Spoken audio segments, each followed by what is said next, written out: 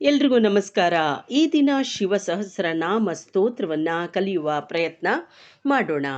ಶಿವ ಸಹಸ್ರನಾಮ ಅಂದರೆ ಈಗ ವಿಷ್ಣು ಲಲಿತಾ ನಮಗೆ ತುಂಬ ಫೇಮಸ್ ಆಗಿದೆ, ಅದರ ಬಗ್ಗೆ ತಿಳಿದಿದೆ. ಶಿವ ಸಹಸ್ರನಾಮ ಅಂದರೆ ಬೇಸಿಕ್ ಆಗಿ ಇದನ್ನು ಕಲೀಲೇಬೇಕು ಅಂತ ಹೇಳಲಾಗತ್ತೆ. ಯಾಕೆ ಅಂದರೆ ಇವಾಗ ನಮಗೆ ಸ್ಕೂಲ್ಗೆ ಹೋದಾಗ LKG UKG first standard 10th ಈ ರೀತಿ ಹೇಗೆ ಸ್ಟೆಪ್ಸ್ ಇರುತ್ತೆ, ಹಾಗೆ ಕೂಡ ಮೊದಲಿಗೆ ಶಿವ ಸಹಸ್ರನಾಮ ಸ್ತೋತ್ರವನ್ನು ಕಲಿಬೇಕು ಅಂತ ಶಾಸ್ತ್ರಗಳಲ್ಲಿ ಹೇಳಿದ್ದಾರೆ. ಯಾಕೆ ಅಂದರೆ ಶಿವ ಸಹಸ್ರನಾಮ ಕಲಿತ್ರೆ ಒಂದು ಮೊದಲನೇ ಸ್ಟೆಪ್ ಹತ್ತದ ಹಾಗೆ, ಆಮೇಲೆ ವಿಷ್ಣು ಸಹಸ್ರನಾಮ, ಆಮೇಲೆ ಲಲಿತಾ ಸಹಸ್ರನಾಮ, ಈ ರೀತಿ ಕಲಿಯುವ ಹಂತಗಳನ್ನು ಹೇಳಲಾಗಿದೆ. ಇವಾಗ ಶಿವ ಸಹಸ್ರನಾಮ ಫಸ್ಟು ಕಲಿತೀವಿ, ಆಮೇಲೆ ಇದರ 10ರಷ್ಟು 50ರಷ್ಟು 100ರಷ್ಟು ಪವರ್ ಉಳ್ಳದ್ದು ವಿಷ್ಣು ಸಹಸ್ರನಾಮ. ಅದು ಕಲಿತ ನಂತರ ಅದಕ್ಕಿನ್ನ ಒಂದು 500 ಪಟ್ಟು 1000 ಪಟ್ಟು 5000 ಪಟ್ಟು ಲಲಿತಾ ಸಹಸ್ರನಾಮ ಒಳ್ಳೆಯದು ಅಂತ ಹೇಳ್ತಾರೆ. ಅದಕ್ಕಿನ್ನ ಹೆಚ್ಚು 100 ಪಟ್ಟು ಲಲಿತಾ ತ್ರಿಶತಿ ನಾಮ ಸ್ತೋತ್ರ ಅಂತ ಹೇಳಲಾಗಿದೆ.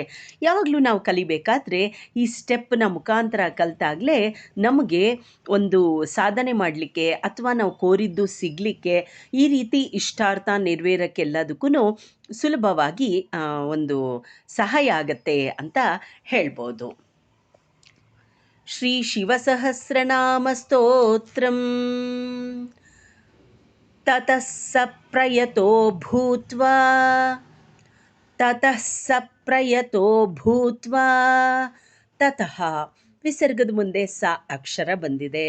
ಸ ಅಕ್ಷರದ ಮೊದಲಿಗೆ ವಿಸರ್ಗ ಬಂದರೆ ಸಾನ ಪ್ರೆಸ್ ಮಾಡಿ ಹೇಳಬೇಕು. ಇದು ಗ್ರಾಮರ್ ರೂಲ್ ಅಂತ ಹೇಳಲಾಗತ್ತೆ.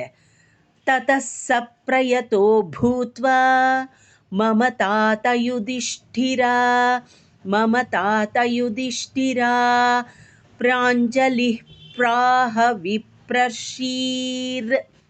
ಪ್ರಾಂಜಲೀಹಿ ಮುಂದೆ ಪ ಅಕ್ಷರ ಬಂದಿದೆ, ಅಂದರೆ ಎಫ್ ಸೌಂಡ್ ಕೊಟ್ಟು ಹೇಳಬೇಕು. ಪ್ರಾಂಜಲೀಫ್ ಪ್ರಾಹ, ಪ್ರಾಂಜಲೀಫ್ ಪ್ರಾಹ. ವಿಪ್ರಶೀರ್ ರ್ ಅಂತ ನಿಲ್ಲಿಸಿದ್ದೀನಿ, ಅಂದರೆ ಇವೆಲ್ಲ ಅನುಷ್ಠುಪ್ ಛಂದಸ್ಸಲ್ಲಿ ರಚಿತವಾಗಿರುತ್ತೆ ಸ್ತೋತ್ರಗಳು. 8 ಅಕ್ಷರಕ್ಕೆ ನಿಲ್ಲಿಸ್ಬೋದು, ಅಂದರೆ ಕೆಲವೊಂದು ಪದಗಳನ್ನು ನಿಲ್ಲಿಸಬಾರ್ದು. ಅದು ಆ ರೀತಿ ಬಂದಾಗ ನಾನು ಹೇಳ್ತಾ ಹೋಗ್ತೀನಿ. ಪ್ರಾಂಜಲೀಫ್ ಪ್ರಾಹ ವಿಪ್ರಶೀರ್ ನಾಮ ಸಂಗ್ರಹಮಾದಿತಃ ನಾಮ ಸಂಗ್ರಹಮಾದಿತಃ ತತಃ ಸ ಪ್ರಯತೋ ಭೂತ್ವಾ ಮಮ ತಾತ ಯುಧಿಷ್ಠಿರ ಪ್ರಾಂಜಲೀಫ್ ಪ್ರಾಹ ವಿಪ್ರಶೀರ್ ನಾಮ ಸಂಗ್ರಹಮಾದಿತಃ. ಉಪಮನ್ಯುರುವಾಚ ಬ್ರಹ್ಮ ಪ್ರೋಕ್ತೈರ್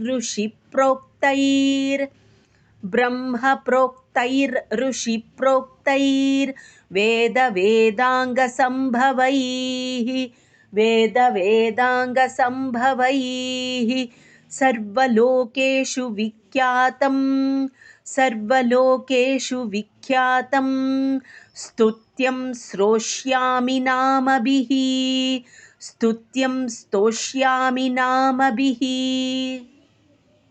ಉಪಮನ್ಯುರುವಾಚ ಬ್ರಹ್ಮ ಪ್ರೋಕ್ತೈರ್ ಋಷಿ ಪ್ರೋಕ್ತೈರ್ ವೇದ ವೇದಾಂಗ ಸಂಭವೈಃ ಸರ್ವಲೋಕೇಷು ವಿಖ್ಯಾತಂ ಸ್ತುತ್ಯಂ ಸ್ತೋಷ್ಯಾಮಿ ನಾಮಭಿಃ.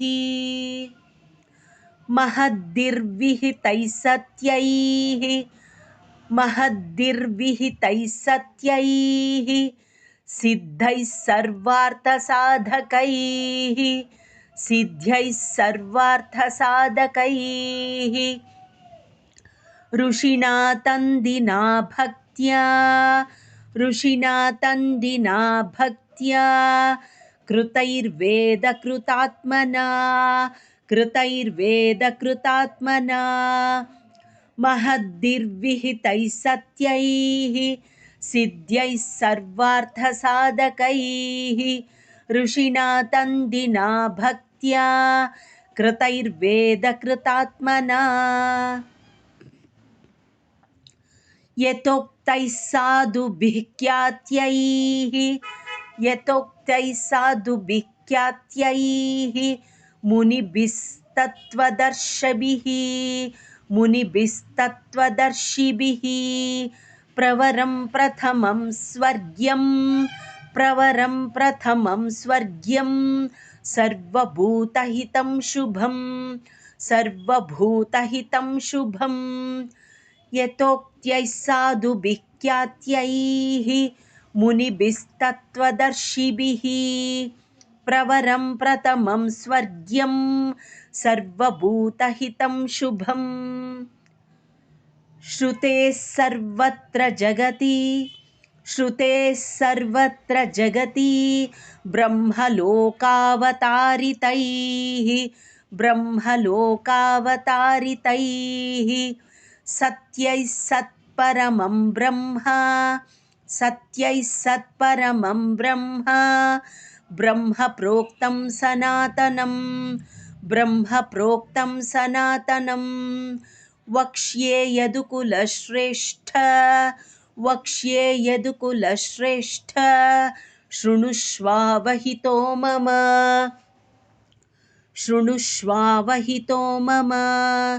श्रुतेः सर्वत्र जगति ब्रह्मलोकावतारितैः सत्त्वैः सत्परमं ब्रह्मप्रोक्तं सनातनं वक्ष्ये यदुकुलश्रेष्ठ शृणुष्वावहितो मम वरयैनं भवं देवं भक्तस्त्वं परमेश्वरं तेन ते श्रावयिष्यामि यत्तद्ब्रह्म सनातनं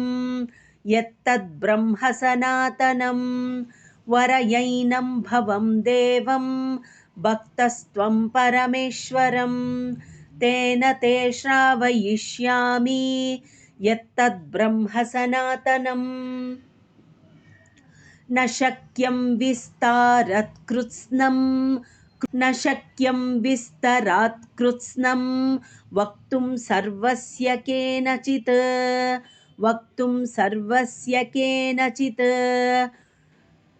ಯುಕ್ತೇನಾಪಿ ವಿಭೂತೀನಾಂ ಇಲ್ಲಿ ಅನುಷ್ಟುಪ್ಪಿರೋದ್ರಿಂದ ವಿಭೂತೀನಾಂ ಅಂತ ತಗೊಂಡ್ರೆ ಅಲ್ಲಿ ಮಾ 0 ಲೆಫ್ಟಿಗೆ ಬರುತ್ತೆ, ಅದರಲ್ಲಿ ಆ ಇದೆ, ಆ ರೈಟ್ಗೆ ಹೋಗುತ್ತೆ.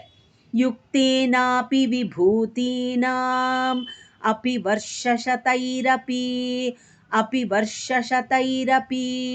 ಇಲ್ಲ ಅನಿಷ್ಟು ಬೇಡ ಅಂತಂದರೆ ಸಿಂಗಲ್ ಲೈನಲ್ಲಿ ಹೇಳಬೇಕು, ಇನ್ನೆಲ್ಲೂ ಬೇರೆ ಕಡೆ ನಿಲ್ಲಿಸೋ ಹಾಗಿಲ್ಲ. ಯುಕ್ತೇನಾಪಿ ವಿಭೂತೀನಾಮಪಿ ವರ್ಷಶತೈರಪಿ ಈ ರೀತಿ ಕೂಡ ಹೇಳ್ಬೋದು, ಇಲ್ಲ 8 ಅಕ್ಷರಕ್ಕೆ ಅನುಷ್ಟುಪ್ ಛಂದಸ್ಸಲ್ಲಿ ಬಿಡಿಸ್ಕೊಂಡು ಹೇಳ್ಬೋದು.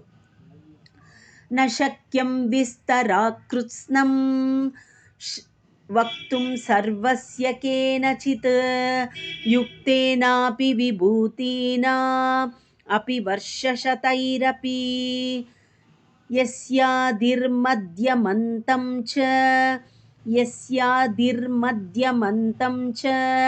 ಸುರೈರಪಿ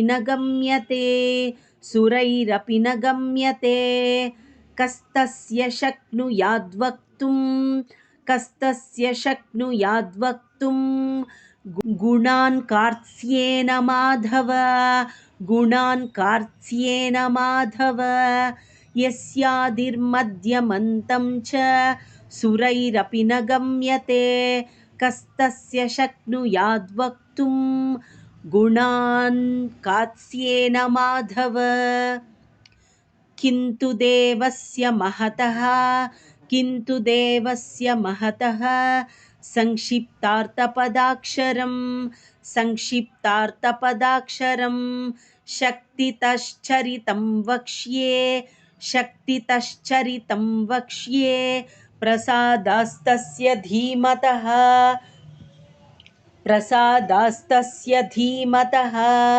ಕಿಂತು ದೇವಸ್ಯ ಮಹತಃ ಸಂಕ್ಷಿಪ್ತಾರ್ಥಪದಾಕ್ಷರಂ ಶಕ್ತಿತಶ್ಚರಿತಂ ವಕ್ಷ್ಯೇ ಪ್ರಸಾದಾಸ್ತಸ್ಯ ಧೀಮತಃ ಅಪ್ರಾಪ್ಯತು ತತೋನುಜ್ಞಾಂ ಅಪ್ರಾಪ್ಯತು ತಥೋ ನುಗ್ನಾಂ.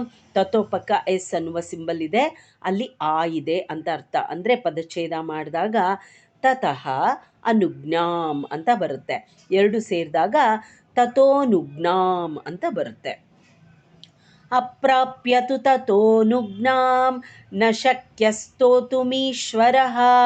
ನ ಶಕ್ಯಸ್ತೋತುಮೀಶ್ವರಃ ಯದಾ ತೇನಾಭ್ಯನುಜ್ಞಾತಃ. ಯದಾ ತೇನಾಭ್ಯನುಜ್ಞಾತಃ ಸ್ತುತೋ ವೈ ಸ ತದಾ ಮಯಾ. ಸ್ತುತೋ ವೈ ಸ ತದಾ ಮಯಾ.